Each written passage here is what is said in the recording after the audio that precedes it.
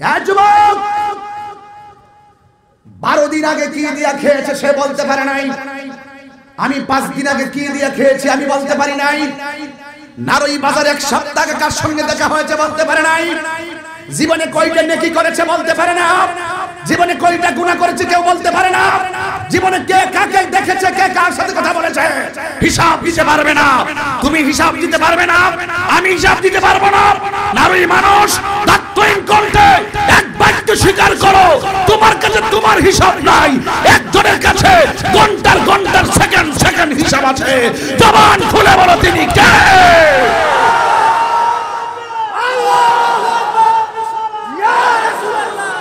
মুরব্বীরা শুধুমাত্র হুকুম করব, পোলাপান মুরব্বীদের হুকুমটাকে শ্রদ্ধার সাথে পালন করবে। যেই ঘরে সন্তান বাবা মাকে সম্মান করে, যেই বাড়ির মানুষটা মুরব্বীকে সম্মান করে, যেই সমাজের ছেলেগুলা মুরব্বীকে সম্মান করে, এই সমাজটা হয় সোনার সমাজ। সময়ের দৃষ্টি কুরআন ও সুন্নাহর কথা বলে। দুনয়নে রাসূল পাক দেখলে কেমন হতো, জন্ম আমার নবীর যুগে হলে কেমন হতো, জন্ম আমার নবীর যুগে হলে কেমন হতো। আল্লাহুম্মা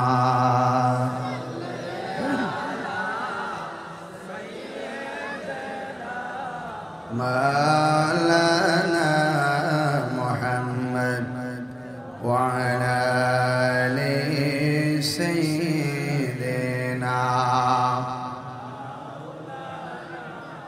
আসতো বেশে হযরতে বেলালের মধুর আযান, সেই আজানে ছিল এত প্রেম মুগ্ধ রহমান। দয়াল নবীর পিছে নামাজ পড়লে কেমন হতো। আল্লাহুম্মা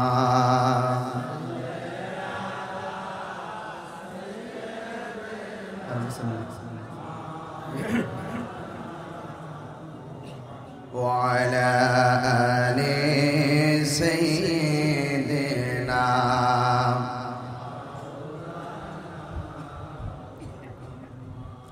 উপস্থিত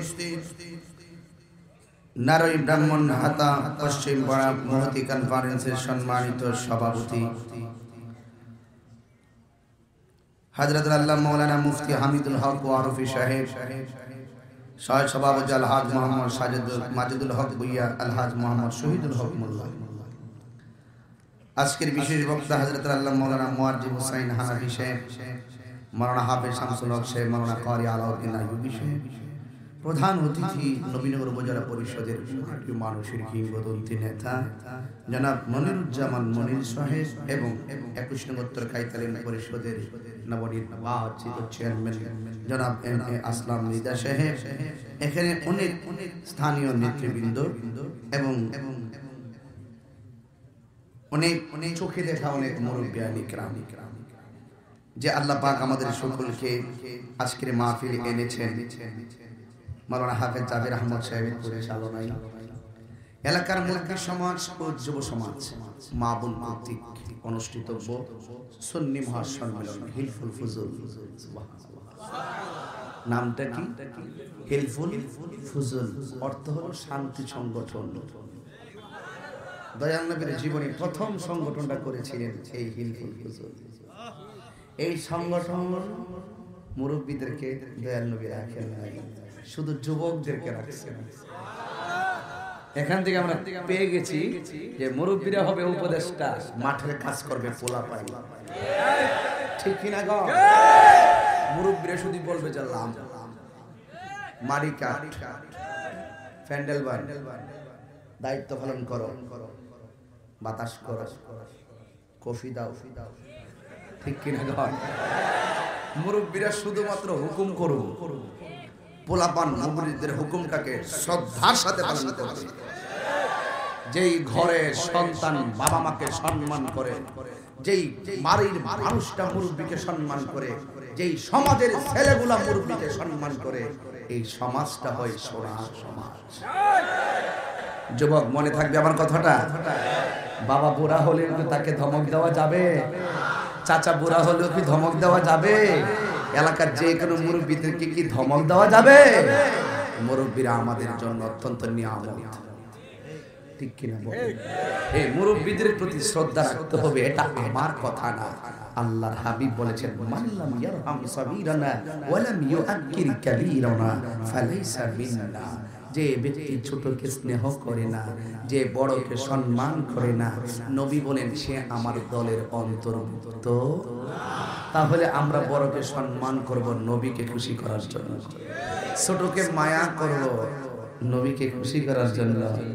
ছোটদেরকে আদর করতে হয় না বাবা? রাসূল মাররা আলা গিলমানিন ফাসাল্লাম আলাইহিম। রাসূল ছোট শিশুদের পাশ দিয়ে যেতেন আর ছোট শিশুদেরকে রাসূল সালাম দিয়ে দিতেন। এই জন্য বাবারা আমার, যে আল্লাহ পাক আমাদের সকলকে, ছোট বড় সকলকে সমন্বয় করে আজকের নারই ব্রাহ্মণহাটা পশ্চিম পাড়ায় আসার তৌফিক দিয়েছেন, শুকরিয়া তান সকলে পড়ুন আলহামদুলিল্লাহ। আমি আজকে সিলেট থেকে আসার পথে ব্রাহ্মণবাড়িয়ার বিশ্ব রোডটা কেবল পার হওয়ার পরেই, কালীহাতা পার হওয়ার পরেই প্রায় 1 ঘন্টা 30 মিনিট জানিয়েছিলাম। 1 ঘন্টা 30 মিনিট রাস্তার কাজ চলতেছে, পুরো ব্লক হয়ে গেছে রাস্তা, যেই জন্য আমার আসতে একটু বিলম্ব হয়েছে। যেই টাইমে ওয়াজটা শেষ করার কথা, এই টাইমে আইসা মাইক ধরছি। আসলে প্রত্যেক কমিটির দাবি থাকে হুজুর 10টাই মাইক ধরবেন। আমাদের সমস্যা থাকলে আমরা বলি আশারের পরে দিবেন, কিন্তু আমি আশারের পরে বলার পরও কমিটিদের মনের আশা পূরণ হয়ে গেছে।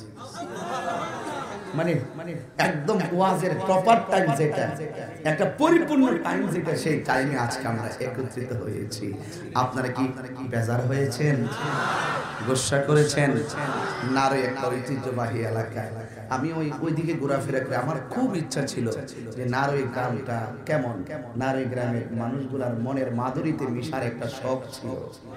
কত পাবনা, দিনাজপুর, রংপুর, কথা বলেন ঠিক কিনা বলেন? পাবনা, দিনাজপুর, মহেশখালী, ওই যে পরশুদিন মাহফিল করলাম মহেশখালী, দিনের বেলা লক্ষ মানুষ নিয়ে বাঁশখালী মাহফিল করেছি। কিন্তু অনেক দূরে যাই, কিন্তু এই এলাকাতে আমার আসা হয় না, একটু সাইড হওয়ার কারণে আমাদের চলাচলটা অন্যদিকে। তো যাই হোক, আমি নোয়াগাঁও এসে গিয়েছিলাম। আমাদের আপনাদের এলাকার আল্লামা, আমার অত্যন্ত মহব্বতের মানুষ আল্লামা আলম মুফতি শেখ এবং রেজবি সাহেবের মুরিদ, নাম কি? আব্দুল রেজবি শেখ। আপনার মাহফিল আসছিলাম না? এসে গেছিলাম, স্কুল মার্কে এসে গেছিলাম, কিন্তু এই নারুই ব্রাহ্মণহাটা কি এসেছি কখনো? আচ্ছা, তাহলে আমার অভিষেক। এখন আমি জানি এখানে আমার ভালোবাসার অনেক মানুষ আছে, তারা আমাকে দাওয়াত করেছে। আবার কিছু মানুষ আছে সবাই যে ভালোবাসে এমন না। তবে আমি যেহেতু মেহমান হয়ে নারী গ্রামে ঢুকে গেছি, এখন আমার শত্রু হোক বন্ধু হোক সবাই আমার সাথে ভালো ব্যবহার করতে হবে, এটা আমার নবীর শিক্ষা। রাসূলের বাড়িতে যখন রাসূলকে যখন থাপ্পড় মেরেছিল, তখন ওই কাফের খ্রিস্টান আমার নবীর বাড়িতে আসছিলেন। আসার পরে আমার রাসূল বলছিলেন, আপনি যে আমাকে থাপ্পড় দিয়েছেন, আপনার হাতে কি ব্যথা পেয়েছেন? এই জন্য কেউ অশৃঙ্খল করতে পারে, কেউ কিছু বলতে, এটা আমি মোটেও চিন্তা করি না, কারণ সবাই তো আমরা নবীকে ভালোবাসি। তো আশা রাখি নবীর ভালোবাসার যে নিয়ম, ভালোবাসার কথাগুলো আমরা সবাই যেন শ্রবণ করি, মনে রাখি। বুঝতে পেরেছেন? রাসূল যখন দেখেছেন তাকে, তুমি কি ব্যথা পেয়েছো? আল্লাহর হাবিব দেখতেছেন তার যে হাত দিয়ে রাসূলকে থাপ্পড় দিয়েছিল, ওই লোকটা তার ডান হাতটাকে কেটে ফেলছে, আর ডান হাতটাকে ওই লোকটার বাম হাতে নিয়ে নবীর কাছে আসার পরে বলছে, নবী গো, আপনাকে মেরেছি, ভুল করেছি, আপনি আমাকে কালিমা পড়ে মুসলমান বানিয়ে দেন। মুসলমান হওয়ার পরে সে দৌড় দিছে। আমার নবী কয়, শোনো, তুমি হাতটা কাটার আগে তুমি কি ছিলা? আমি তো খ্রিস্টান ছিলাম। হাতটা কাটার পরে তুমি কি ছিলা? আমি তো খ্রিস্টান ছিলাম। আমার বাড়িতে আসার সময় তুমি কি ছিলা? আমি তো খ্রিস্টান ছিলাম। কালিমা পড়ার পরে তুমি কি হইছো? তো মুসলমান হইছি। তো হাত কাটা অবস্থায় আসছো খ্রিস্টান হইয়া, মুসলমান হইয়া হাত কাটা অবস্থায় যাইবা, এটা হতে পারে না। হাতটা আমার হাতে দাও। নবীর হাতে হাতটা নিয়ে থুতু মুবারকটা দিয়ে হাতটা লাগাই দিয়েছে, হাতটা জোড়া লেগে গেছে। আমরা তো সেই নবীর উম্মত বেটা, কিসের ধাক্কা ধাক্কি, কিসের মারা, কত হাজার হাজার কত জায়গাতে আমরা কথা বলি, লক্ষ মানুষ নিয়ে কথা বলি। একদিন তো আমি মরে যাব, আপনিও তো একদিন মরে যাবেন, কার বিরুদ্ধে কথা বলবেন? এই ছেলে, এই ছেলে, তুমি দাঁড়াও, নেতা দাঁড়াও, তোমার দিয়ে শুরু করি আজকে ওয়াজ। গত 12 দিন আগে কি দিয়া খাইছেন কম মনে নাই? দেখছেন 12 দিন আগে কি দিয়া মনে নাই? আমার যদি কোন হুজুর 4 দিন আগে কি দিয়া খাইছেন, বড় সকালে কি খাইছি রে কলা করে মনে নাই, লবণটাকে আগে লইছি আমরা, তরকারি আগে লইছি, কি আমরা মনে নাই? কি নাই মনে নাই, মনে নাই। বিষয় দিবেন কবর, বিষয়টা খুব হৃদয় বিদারক। আমি আপনাকে হাসানোর জন্য বলতেছি না, আল্লাহর কসম করে বলি, কার বিরুদ্ধে আপনি কথা বলতেন বলেন তো দেখি? একদিন তো আমরা চলে যাব, একদিন তো যে আপনি বসার জায়গাটা ঠিক করেন, বলতে হবে না বাবা আপনার জায়গাটাকে আপনি ঠিক করেন, সবার জায়গা সবাই ঠিক করুন। ঠিক আছে বাবা, ঠিক আছে বাবা, তোর দরবারে সব পাগলের খেলা। কষ্ট হচ্ছে আপনাদের, দুঃখ হচ্ছে? এখানে অনেক প্রেমিকরা আসছে আমাকে দেখার জন্য। আমার বাড়ি কি লন্ডন না ব্রাহ্মণবাড়িয়া? এটা আমার ঘরে আমি আসছি, মাঝখানে নদীর কারণে হুমুক ধরার ভিজতে রয়েছে, ঠিক কিনা বলেন? এটা আমাদের এলাকা, আমার বাড়ি, আমার ঘর। নারী মানুষ আমার কলিজার টুকরা, ব্রাহ্মণ হাতার মানুষ আমার বাড়ি যাবেন, দেখবেন কি সম্মান করার চেষ্টা করে। শুনেন, মানুষকে ভালোবাসলে ভালোবাসা পাওয়া যায়, মানুষকে ভালোবাসবেন। আজকে আপনি কি করছেন? আজকে আপনি একটা মানুষকে, মানুষের বাবা মাকে গালি দিচ্ছেন। হাদিস শরীফের মধ্যে আছে, তুমি যার বাবা মাকে গালি দিছো, এই গালিটা উল্টা তোমার বাবা মায়ের উপরে পড়বে। তো আপনি কাকে গালি দেন? গালির দিন শেষ আদবের বাংলাদেশ, গালির দিন শেষ নবীর প্রেমের বাংলাদেশ, গালির দিন শেষ বাবা শাহজালালের বাংলাদেশ। কথা কি পরিষ্কার? কথা পরিষ্কার? আচ্ছা, একটু বাবা কথা বলি না, একটু আদবের সাথে যে কথাগুলো বলতেছি, ঘন্টার পর ঘন্টা ওয়াজ, এগুলা সুর দিলে ওয়াজ না, কিছু কথা আছে, কথা বললেই চেতনা তৈরি হবে, ঠিক কিনা বলে? কি বলেছিলাম? কেউ থাকবে না। ওনারা বলছিলেন 12 দিন আগে আপনি কি দিয়ে খেয়েছেন, আপনি একটু বলেন তো। উনি বললেন আমি বলতে পারি। আচ্ছা, আপনাদের বাজারের নাম কি? নারী বাজার। আপনি কি এই সপ্তাহে নারী সম্পদের গেছেন? ও হুজুর তো আমাদের সভাপতি, আপনি গেছেন নারী বাজারে? গত 5 দিন আগে গেছেন? কার সাথে দেখা হয়েছে মনে আছে? মনে নাই। এমন অনেকেরই মনে নাই। তো মনে আছে শুধুমাত্র বাইরে বাইরে কাটাকাটি, মারামারি, গালাগালি, দৈরালা, মাইরালা, সিরালা, এগুলার নাম ইসলাম না। ইসলাম মানে দূরে ঠেলা দেওয়ার নাম নয়, ইসলাম মানে কুলাকুলির নাম। আমি কথা বোঝাতে পারতেছি না? 12 দিন আগে কি দিয়া খেয়েছে সে বলতে পারে নাই। আমি 5 দিন আগে কি দিয়া খেয়েছি আমি বলতে পারি নাই। নারী বাজার 1 সপ্তাহ আগে কার সঙ্গে দেখা হয়েছে বলতে পারে নাই। জীবনে কয়টা নেকি করেছে বলতে পারে না। জীবনে কয়টা গুনাহ করেছে কেউ বলতে পারে না। জীবনে কে কাকে দেখেছে, কে কার সাথে কথা বলেছে হিসাব দিতে পারবে না। তুমি হিসাব দিতে পারবে না, আমি হিসাব দিতে পারবো না। নারী মানুষ দায়িত্বহীন কণ্ঠে এক বাক্য স্বীকার করো, তোমার কাছে তোমার হিসাব নাই, একজনের কাছে ঘন্টার ঘন্টার সেকেন্ড সেকেন্ড হিসাব আছে। জবান খুলে বলো তিনি কে?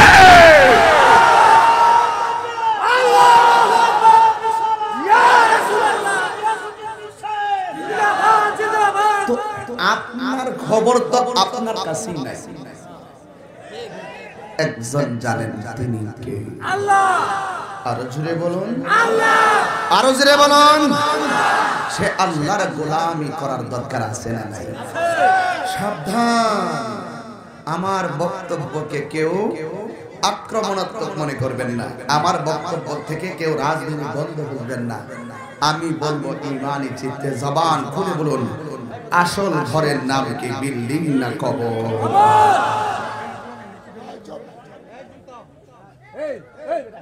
বাবা না, বাবা না, লক্ষ্মী আপনারা আমরা কথা না বলি, ঠিক আছে বাবা? ওকে ওকে ওকে, যাও বাবা, তোমার সামনে এসে মোবাইলে কথা বললে রেকর্ডের সমস্যা হবে। সবাই দুরূদ শরীফ পড়েন, দিলটা নরম করে আমার সঙ্গে কিছু কথা শুনেন। আচ্ছা, গুরুস্থান আছে এলাকায়? কোন দিকে বাবা গুরুস্থানটা? আমার ডান পাশে, পিছনে, বাম পাশে আছে ইত্যাদি কবর আছে। তো আমাকে বিষয় দিয়েছেন কবর। জবানটা খুলে দিলটা নরম করে বলুন, আসল ঘরের নাম কি বিল্ডিং না কবর? আমি যে কথা বলতেছি আপনার কাছে খারাপ লাগতেছে? তো সব কিছুর জাররা জাররা পরিমাণ হিসাব আল্লাহর কাছে আছে না নাই? ভালোটা লেখার জন্য আল্লাহ ডান কান্দে ফেরেশতা লাগাইছে, মন্দটা লেখার জন্য বাম কান্দে ফেরেশতা লাগাইছে। তো আল্লাহ যদি সব জানে, আল্লাহ তো সবই জানে, এটা তো আমাদের বিশ্বাস। এইটা লাগাইছে কি লেগে? আল্লাহ কোরআনে বলছেন, কিরামান কাতিবিনা ইয়ালামুনা মা তাফআলুন।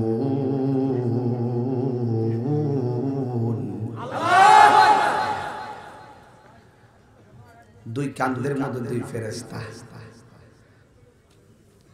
ভালো করলে ভালোটা লেখে, মন্দ করলে মন্দটা লেখে।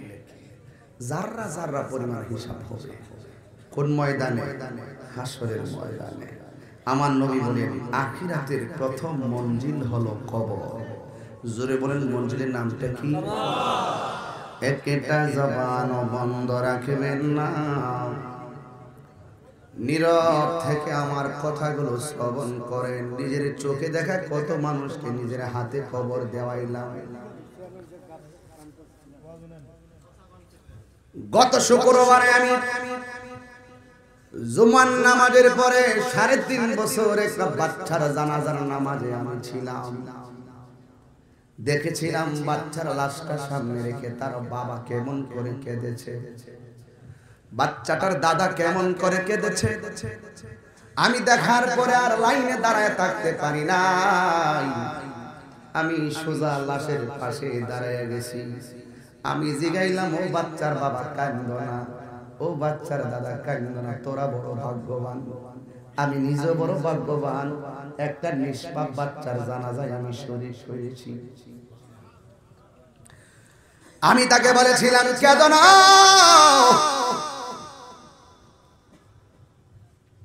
কান্না করো না, কান্না করো না। কেন? তোমার বাচ্চাটা যদিও 3 মাস 3 বছরের ভিতরে মারা গেছে, কিন্তু তোমার বাচ্চাটাকে যখন কবরে দেওয়া হবে, ওই কবরে দেওয়ার পরে বাচ্চাটাকে মুনকির মুনকার নাকির 3টা প্রশ্ন করবে। যখন বলবে মার রাব্বুকা, বাচ্চাটা মুস্কি হাসবে। যখন বলবে ওয়া মা দীনুকা, বাচ্চাটা মুস্কি হাসবে। ওয়া মা কুনতা তাকুলু ফি হাক্কি হাযার রাজুল, বাচ্চাটা মুস্কি হাসবে। এক যুবক আমার ছোট বাচ্চাকে 3টা প্রশ্ন করবে, কিন্তু ফেরেশতা পিছনে বইয়া থেকে থেকে ওই বাচ্চার পক্ষে 3টা প্রশ্নের জবাব দিয়ে দিবে। কত ভাগ্যবান! ছোট বাচ্চা যারা হারাইছেন তারা কাঁদেন না, ধৈর্য ধারণ করেন। এই ছোট বাচ্চাটা একদিন হাসরের ময়দানে উঠবে। আল্লাহ রাব্বুল আলামিন বলবেন, হে বাচ্চারা, তোদের হিসাব নাই, তোদের হিসাব নাই, তোরা বিনা হিসাবে জান্নাতি। এই ছোট বাচ্চাগুলো আল্লাহকে ডাক দিয়ে বলবে, আল্লাহ, হো আল্লাহ, আমরা বিনা হিসাবে জান্নাতে যাব, কিন্তু আমার আব্বা আম্মা কই? এই বাচ্চাগুলো বাপ মা ছাড়া জান্নাতে কদম দিবে না। এই হলো বাচ্চার কবরের হিসাব আর হাসরের হিসাব। এখন কথা হলো, যদি তুমি একটু বড় হয়ে যাও, তুমি যখন বালেগ হয়ে যাবে, নামাজ যখন তোমার উপরে ফরজ হয়ে যাবে, তখন তুমি আর নিষ্পাপ থাকবে না। একটা কথা বলছো একটা হিসাব, দুইটা বলছো দুইটা হিসাব। একটা নেকি করছো, একটা তোমার ড্রাফটসে জমা হলো। একটা গুনাহ করছো আর একটা গুনাহ ড্রাফটসে জমা হলো। এইভাবে তোমার সওয়াব বাড়বে, গুনাহ বাড়বে। লোকটা কয় 12 দিন আগে আমি কি দিয়া খাইছি আমি বলতে পারি না। এই 12 দিনের ভিতরে তুমি কতটা দেখা দেখছো, কতটা কথা বলছো। তোমার জবানটা বন্ধ করে দিব আমার আল্লাহ। চোখের সাক্ষী চোখ দিবে, হাতের সাক্ষী হাত দিবে।